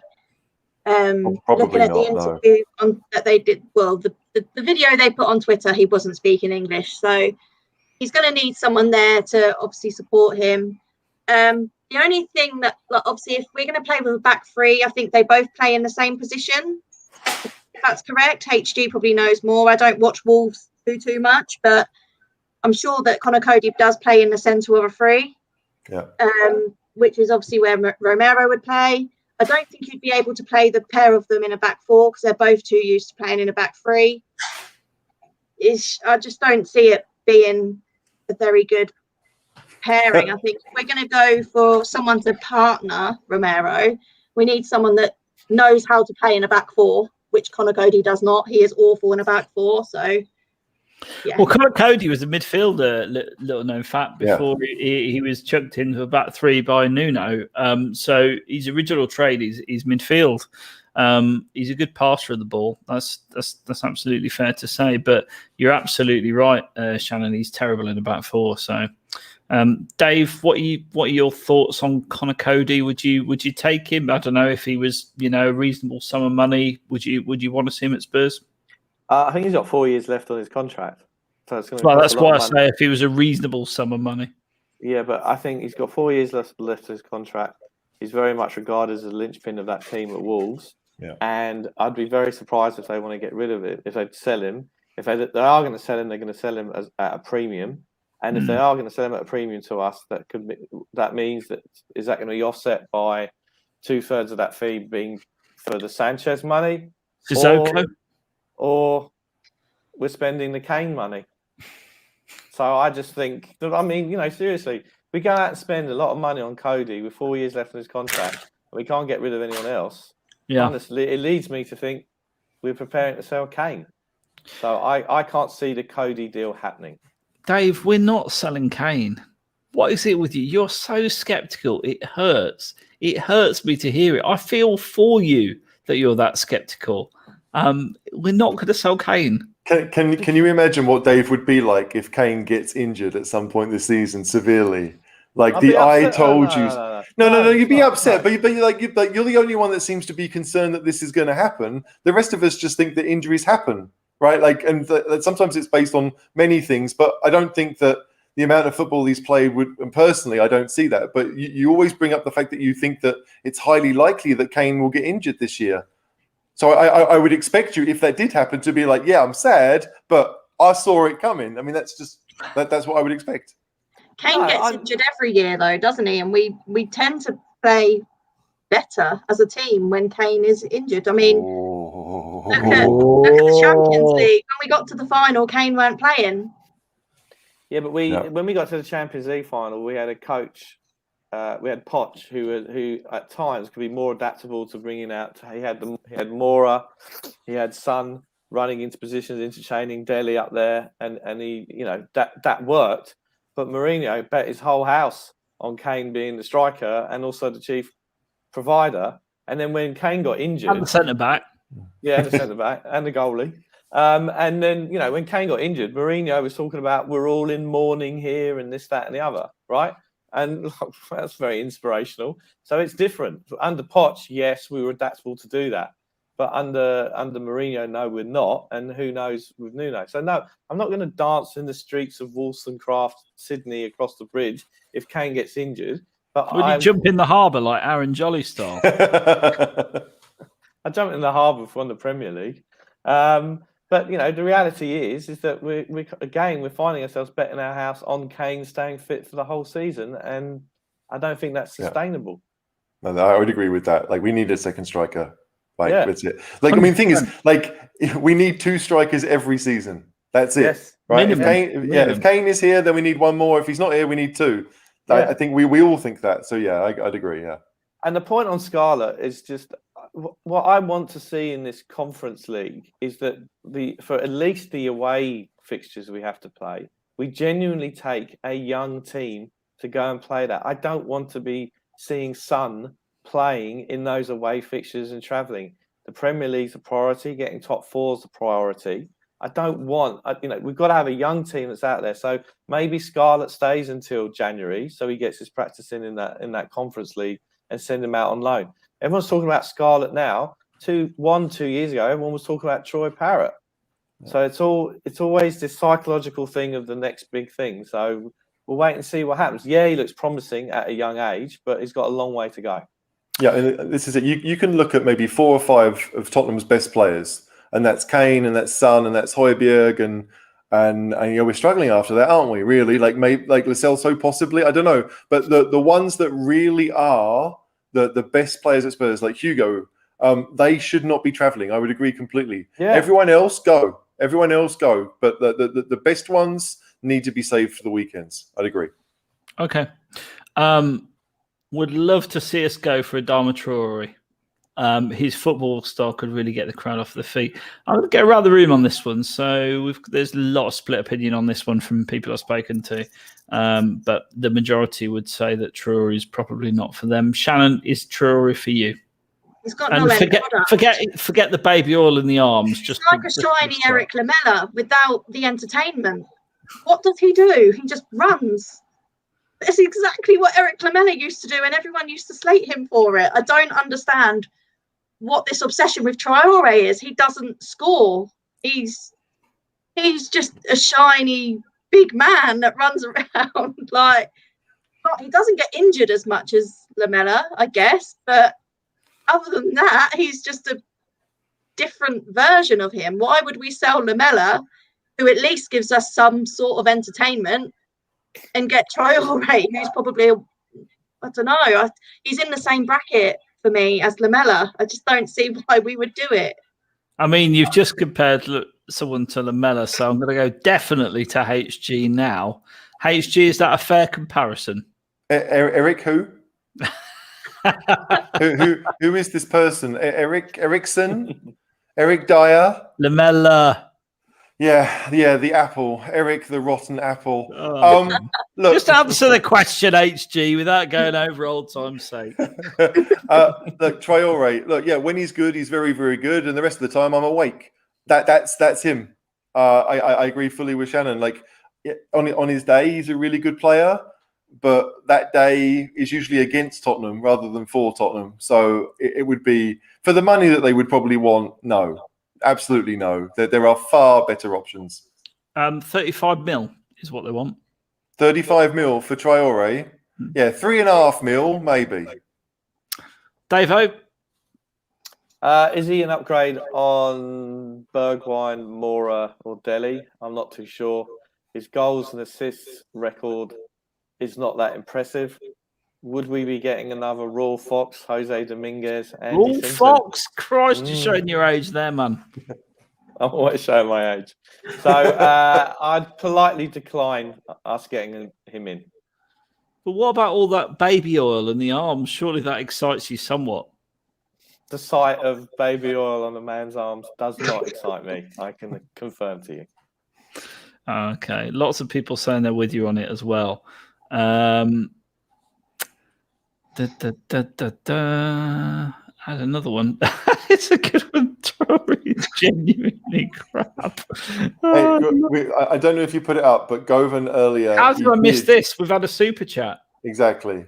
How many more players do you think we're signing? In my life? I mean, if you want to come back, I mean, I'll absolutely always, guys, if you're watching, there's 300 people watching, please do smash a like.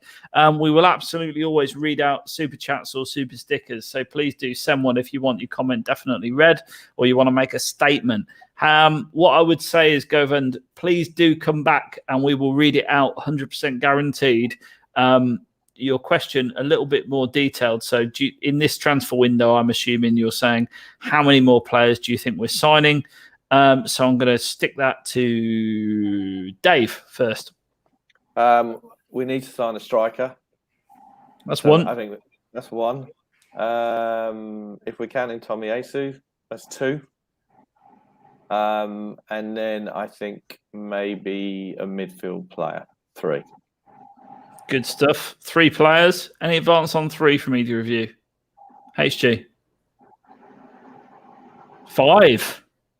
Yeah. Where's the money coming from, HG, though? I think we're going to sell a lot of players too. Other players will leave. Like I don't expect us to spend 200 million and get 20 million back, but I do think that Sanchez will probably go, and so you're going to need to get someone in from that. But I think that it's going to be end of August. It won't be for the first game. It probably won't be for the second game. But I think by the end of the window, maybe 5 more than what we've already seen. I do. That's 8 players in one window. Yeah, but we 7, 8. Yeah, but we had so more than that. Like I think this is it. Like at the end of last season, if we sat here and said which players do you want to see at Spurs next season, we may have only had 7 or 8 that everyone wanted to keep. So, I think we're at the stage now where whether they're almost out of contract or whether we think they're good or not, there are lots of players that we might want to shift. Dyer has been on lots of people's shift lists. Winks and Sissoko, Aurier. Like you could name 5 players that we'd like to sell tomorrow. So we'd need 5 in. So, it's weird to say that, but I think that, like, to me personally, I would rather get rid of all the ones you don't want as quick as you can and get lots of players in that you do want and hope that it then gels quickly. I don't see any reason to do 2 now and then 2 in January and 2. You've wasted a season. Let's get the players you want now if you can and get rid of the ones you don't want. That's it. Any advance on that? It's not an auction. Well, it could be. Shannon, have you got any further views? I reckon it'll probably be 3 or 4. I think 5 is probably, knowing Daniel Levy, I think is probably shooting for the stars a little bit. I mean, Paratici's good, but is he that good? Oh, well, we'll see. We'll see. We've just hit 300 people watching. Please, all smash a like. Do consider a super chat if you enjoy what you're seeing. Dave doing another quiz. Dave, when's the next quiz up? Are we going to get Sissoko mind when he leaves finally? I think it'd be more entertaining if we did a quiz if Winks goes, because if I'm in lockdown and I am busy a lot of the time, but if I could possibly trawl through every Cheese Room podcast and just get quotes from you and just do a quiz around all your quotes on Winks would be fantastic. And let's not forget, you did say that Oliver Skipp would be better than Winks 10 years ago when Oliver Skipp was at school. This is very much true. I did when he was 16, actually. That's right. And I'll stand by it. He was a better player at 16 than Winks has ever been. But you still made a commitment to find this podcast and play it to us. We still haven't heard it yet. It'll come. That's not like that. Skeptical. It'll come. I mean, you are skeptical. That's all I can say. What I would say is Oliver Skipp. There's a lot of. I have seen a question. I can't find it to throw up. So apologies if this is yours. Skipp, how much is he going to feature in the team this season? So we've seen him a lot in pre-season. He's played some worldy balls around the pitch, proper Hollywood passes, and looked generally very good. Do we think he's going to start against Man City, though, Shannon? You're going to hate me for saying this. No, I'm not. I'll never do that. Against Chelsea, Skipp looked better when Højbjerg came off and Winks came on the pitch. All right, I hate you. Generally being serious, Skipp did look. I don't know if it's going to take a little while if we're going to play them both. Højbjerg, I mean, not Winks. Højbjerg and Skipp it's going to take a little while for them to get used to who's doing what. Because I think one of them's going to have to be the pivot, and the other's going to have to go a bit further up the pitch. And I think both of them like to do a bit of both.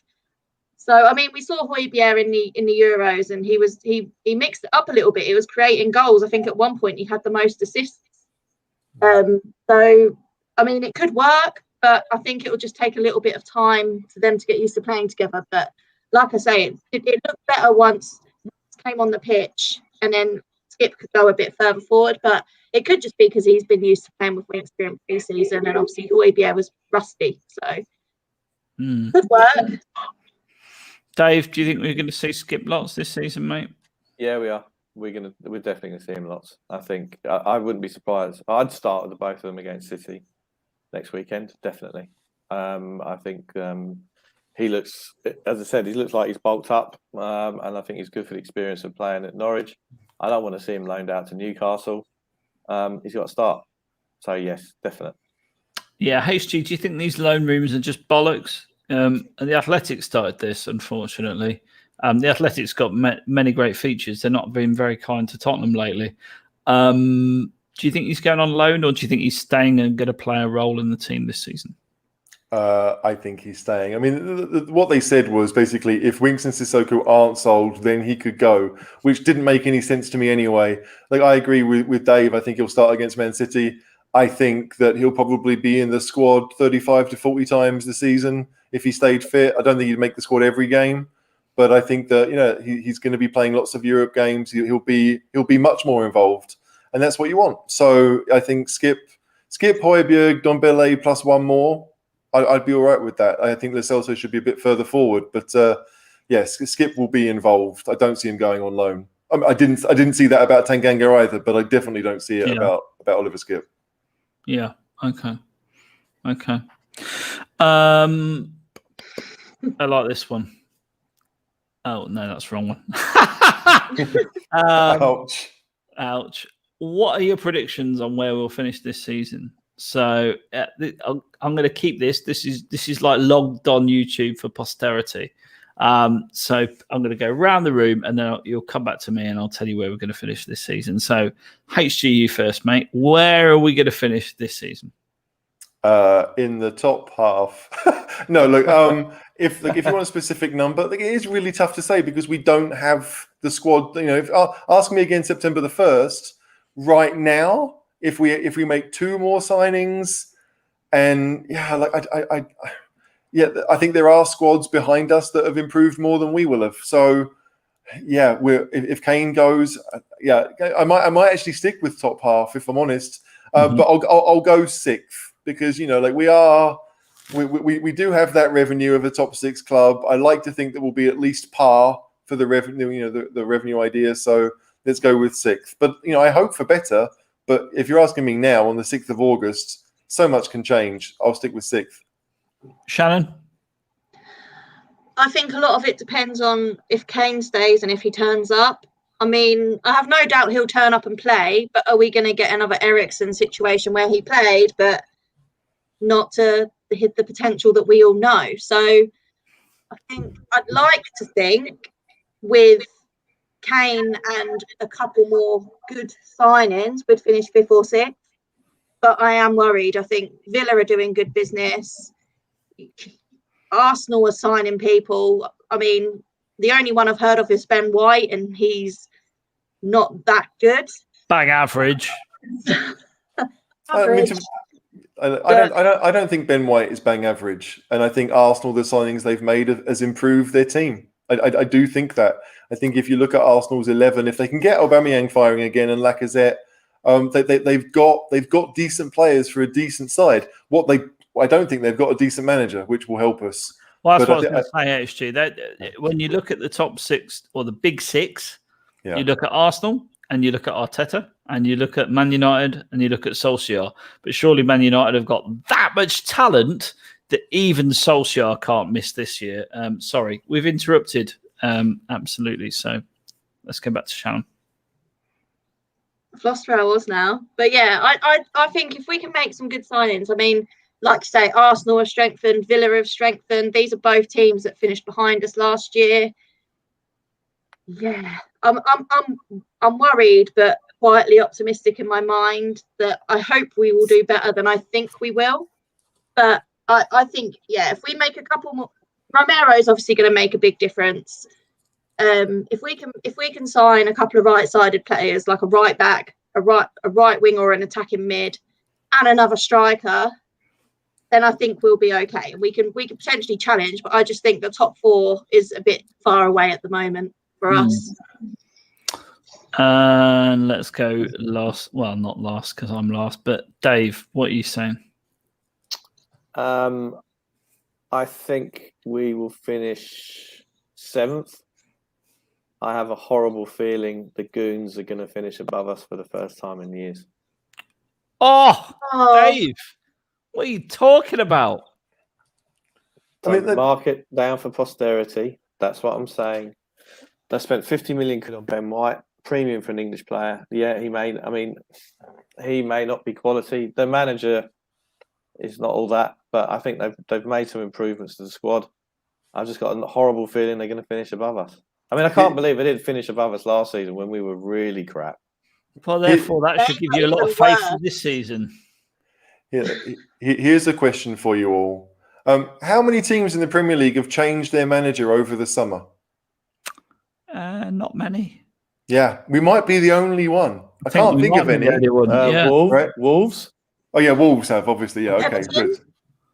Oh, yeah, okay. Yeah, very good. The teams that will be challenging for what we want to be doing have all had a manager in place, in effect. I mean, Everton only changed because he left for Real Madrid. It's not as if they necessarily wanted to. They're like 7th or 8th anyway. But they're still. But they want to be what they want to do. What we want to do. I mean, they've got to sell a lot of players, though, haven't they? I'm hearing they're not doing too good financially, and they need to sell a lot. So, Alex Hilton has said Palace. Palace are a good side. Yeah, Palace have changed their manager. That's right. Palace have changed their manager. Yeah. So I don't know, but it just feels that if you're looking at let's say the 7 or 8 teams that people seem to be worried about, we're the ones that have a whole new system and we want to get a whole new team as well. So we are behind the 8 ball, but I still want to think that the players that we do keep are good enough to create a team that can be there or thereabouts. Maybe 6th is optimistic. Maybe we'll look in 6 months and think, wow, 6th, you were being so negative. But yeah, we really, no one knows. It is a really tough question now. I just want to pick this one up and say, no, Leicester didn't quite make the Champions League. That's got to be a comedy statement because they missed out at the last minute, didn't they, last season? Yeah. Bob's, just want to shout out Bob. Big up my man, Bob. When you've all finished this stream, do head over and have a check out Bob's channel. It's really, really good. I asked why I thought Romero was worth 50 million. I answered Ben White. Absolutely love it. Yeah, I've got another comment that I should have put up earlier. Here we go. Thank you, Aman. I have no idea who you are, but I definitely saw it. I'm sure he's probably taking the piss, let's be honest. But Aman, if you're not, thank you so much. He must be definitely taking the piss. He must be taking the piss. But yeah, it still needs to be said. Just I'll put Did you buy the kitchen off Aman? Is that what it is? Villa for 5th this season. Squad is so strong. You see, I'm not buying the Villa hype because their manager ain't that great. Number one, the chairman. That's harsh. What do you mean their manager ain't that great? Let me finish before you interject and shoot me down. Right, their manager ain't that great. I'm telling you now. The season before last, they were scrapping against relegation. Yes, they had a good year last year, but they had one player that made a massive difference and meant the difference between them winning 50% more games. That was Jack Grealish. They haven't got Jack Grealish this season. They've got a lot of good, on paper, new signings, but new signings have to bed down into a team, and they've got a hell of a job replacing Jack Grealish's goals and creation. So you can shoot me down now. Go for it, HG. You were gonna. Yeah, Dean Smith deserves a bit more respect. He did a really good job at Walsall. Did a really good job at Brentford, and then he got the job at Villa, which are his team. Like Villa were lucky to stay up that season when they were bad, absolutely. Yeah. But they bought well last year. They improved. They improved massively because remember, Grealish was with them when they almost got relegated. Yeah. So they put better players in the team with him, and Grealish looked better because of it. I suspect that Grealish will look even better playing with Man City because most good players will do. I just think that if you look at most average players would as well. Yeah, but if you look like Raheem Sterling, look if you look at the Villa have a goalkeeper that probably Arsenal shouldn't have sold. They've got a couple of really good young defenders. The left back situation is a bit ropey, but McGinn is quality. Like they may not have a great squad of 20. But they've got 10 or 11, I would say. It's pretty good group of guys. You see, that's more like my kind of thing. I think 15th for Villa. I think they're going to flatter to deceive. Absolutely. Someone put in a good question just before. Who do we think the first manager to be sacked this season? Yeah, go on. Talk about the sack race. That is a great question. It could go terribly wrong at Palace quite quickly. Patrick Vieira, sack him off, get him out. So that would be quite amusing if he went. So there's Vieira, but is there anyone else that we think would be? I mean, Solskjaer. I think if they haven't won a trophy by the end of the season, he'll be gone. But I don't think he'll be the first one to be sacked. He's just signed a new contract, hasn't he? Yeah. So I don't think. So I think the question was from Alex Hilton, maybe, but I think he's saying Arteta or Vieira first manager to be sacked. So Arteta, possibly. I think it'll be Arteta, if I'm honest. And I forgot about the Watford manager. That's your answer. It's the Watford manager. Can any of us name him? He's just the next Watford manager. No idea. His name is Zisco, something like that. Yeah, it's possible. It's nice to know that it won't be Nuno. that's quite a good feeling, because you never, even with Mourinho at the start of last season, you never knew what was going to happen. But I think there are most of the promoted teams will stick with their guys. Vieira is very much sink or swim. It's no different to when Frank de Boer went there. Yeah. Vieira did nothing at Nice, not of any note. I think he got the job because of his reputation as a player. So it's going to be an interesting one, but it is nice to know that it won't be Spurs. And if it is Arteta, they might get someone decent in. So maybe keep him around for a bit longer, Mr. Cone boy. I mean, I'm happy for Arteta to stay as long as he wants, but I don't see him getting away. If they have another start like they did last season, where they're basically battling relegation at Christmas, I don't see him getting away with that again, especially if they're spending money. I can't see it happening. Yeah, I mean, I go on, Dave. I just want to say that I think one of the best comedies on television is when Arsenal lose. I always put on Arsenal Fan TV. It's hilarious. It's brilliant. I heartily recommend it when the Goons lose. It's very funny. Don't give them extra views. They're already stealing and living off it. Yeah, but it's one of the best comedies on television. I love it. It's funny. I have no problem with people making money from Arsenal losing, because the key point there is Arsenal are losing. That's it. No, none of us watch it when they win. No, but I think Arteta probably deserves a little bit of credit, because they did turn things around a little bit towards the end of last season. It would be a shock, even more of a shock, that they then go back to the form they had at the first half of last season. So I do think Arsenal will be better. They're better because David Luiz is no longer there, if only for that. So I don't know. Like I'm not nervous about them. I don't really think about them. But Spurs need to be worried about ourselves and making sure we're the best we can be. And when it comes to which managers go, thankfully it shouldn't be us. Yeah, and that feels a good point to draw a line in the sand and thank everyone for their participation tonight. We've been going nearly 2 hours. We've got 340 odd people watching at peak. So I just want to thank everyone for watching the show. Please do grab a like, subscribe and share and spread the word, the Cheese Room podcast.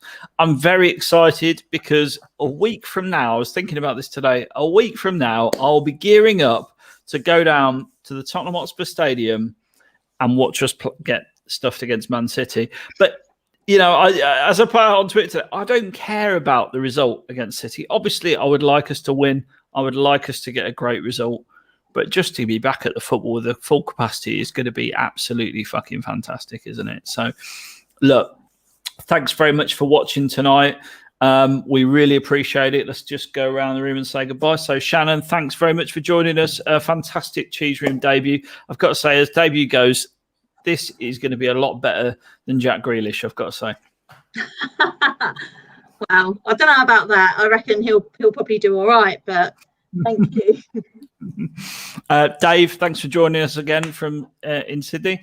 And it must be, 8 in the morning there now? Breakfast time? It's a pleasure. We're still in lockdown, so at the moment I've got Tony Hadley from Spandau Ballet here. So by the time we get out of lockdown, I reckon I'll have a mullet. So last time I had a mullet, Waddle and Gazza played for us. So pleasure. Thanks for having me on. Gold. HG, thanks for joining me. Yeah, no, as always, I love talking with you, caller. It's always fun. It's life affirming. It's life affirming. Look, everyone. Today is a good day, despite the Kane nonsense. Today has been a good day. We've signed the best defender in Italian football last season. That is a good thing for Spurs. So let's just be positive. Yeah, there's lots of work to do, but let's hope. It's a Spurs fan. That is all we have. Let's hope we get it done. And we have a moan when it needs to happen. But overall, we should be positive that Spurs are going to have a good season. It will be better than last season. We will be better. We may finish worse in the league, but Spurs will be better and more exciting to watch. And I want that. We, just to be clear, we signed the best defender in Italy, a country that celebrates defence. If that doesn't give you hope, I don't know what does. Come on, you Spurs. Come on, you Spurs. Come on, you Spurs. Come on, you Spurs.